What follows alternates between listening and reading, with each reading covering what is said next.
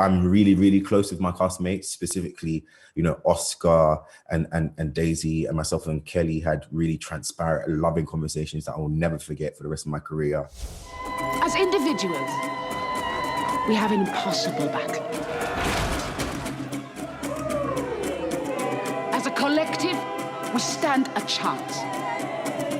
John, first of all, what was it like playing this role at a time where it is so significant to everything that's going on in this universe and trying to show that there are people out there trying to make a change, but it's so damn hard? I think it points an alarming eye at the fact that this will always be a prominent issue, because we actually filmed it before any of the prominent stories that we all know today. We actually filmed it when things were more centered in other issues.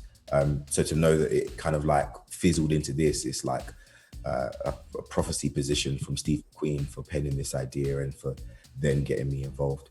Did you know that Leroy Logan saw your speech in the park during the Black Lives Matter rally? Yeah. I actually saw a bunch of people, and my sister actually told me that, she follows Leroy on Instagram.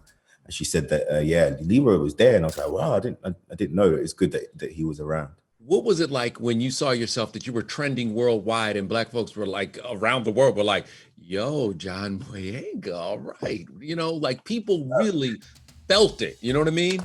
Yeah, I mean, I feel it's just me expressing how I feel about certain issues. I just feel like it probably hit at a time where people can relate, and a lot of people in that position would have probably said, the same thing. So it's always good to have someone that has a stage and a position to be able to speak from a very true perspective. And it was an honor to be able to do that for you. Have things changed in the UK? Did Leroy Logan make a difference? He did. And he continues to do so. What was funny, the first time I met Leroy Logan, I actually went there with a friend. And as soon as she saw Leroy, she was just like, wait, he mentored me. Like he mentored me. Leroy has worked with a lot of young people in the area I grew up with, in Peckham, Brixton, Camberwell. He's done a lot of work and is known for basically his success rate at showing people that it can be done. Mm-hmm. Hey, in that great GQ interview you did, you talked about your experience in Star Wars being different from other cast members because you were a man of color. And how was that received by your castmates? How did they take that? Full support. I got a text message from Daisy. I mean, we talk all the time. So, but to be fair, I'm really, really close with my castmates, specifically, Oscar and Daisy and myself and Kelly had really transparent and loving conversations that I will never forget for the rest of my career. So we were all already speaking about things, so me saying this wasn't really a bit of a shock to them, but they did text me to say they support me in that.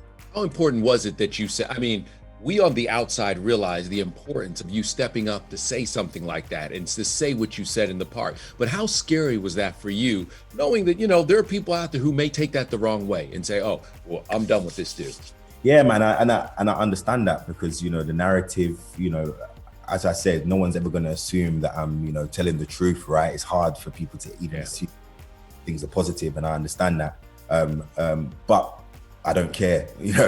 One must always talk about things so that in moving on, perhaps because I have now come out with this, for the next actor being in that position, that's now not going to be an alien conversation. There's always another actor who made that topic prominent to refer to help have those conversations in these spaces. And also, many people of industry have reached out to have these transparent conversations. And that has really, really helped. Will you do another Star Wars? Would you do another Star Wars? I don't know. I've always said I don't know. I don't know what's going on with Star Wars. I think, I'm alive. That's one thing. But it will just depend on story, and it will depend whether Daisy and Oscar, are coming back. I wouldn't want to be running around by myself or anything.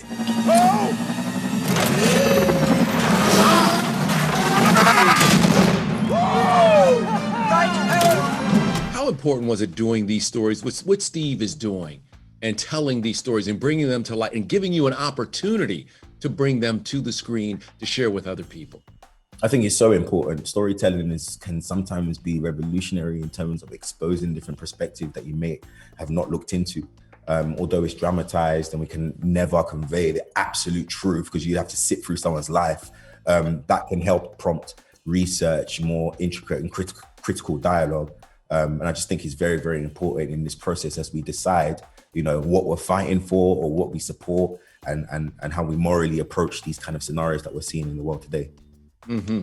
You are fighting for things that are happening all around the world, but including in Nigeria, and you've been very vocal about that. And how important is that to stay on top of what's going on there? Because people don't understand. They look at London, they look at America, and they forget about Africa. Yeah, well, I live a unique experience. I'm actually a Nigerian citizen. I have dual citizenship, so here in the UK and a Nigerian. And I go back a lot. I go back frequently. I love Nigeria. I've actually worked in Nigeria as well, and spent so much time there. I love the people. My loved ones are over there in several different states. So to see Nigeria going through this change and revolution for me is so important for those of us that are in comfort to lend our voice. Because if we stay silent, then who are we truly? And who are we as people truly? And can we say that we are truly people who can convey love if we don't know how to speak out when our own people back home are suffering in this way? So it's just what we have to do. Amen. As you were marching, because that was your first protest ever, as you're marching with the folks and now they're realizing, oh my God, John Boyega is out here with us. What was that moment like for you to be amongst the people with them and knowing that your message meant so much to so many people? Yeah, it meant a lot to me because, you know, the illusion of fame and money and stability, people feel, why would he care about us? You know, you're good, you're made, you've done it. Why would you care? And it's good through action to always break down those obstacles so we can always identify our true allies, people who truly have our backs. And for me to be in that position, to be there with those people marching, I'm just essentially one body in a massive group. But to have that influence, to be able to push their message, for me, it's just a good thing to do. And I'm glad that God used me for that still. How important is it that Michael B. Jordan has started this company that has it's doing Black superheroes? What do you think of that? Like, Michael B. Jordan is doing very, very well. I've actually been in talks with members of his team at Outlier Society, and I've actually seen him go through a growth that I feel like is incredible. I think him making this move is dope. He is a comic book fan as well, so I think that he's going to do a very good job of it. And we've got a nerd on side to make this Static Shock movie dope.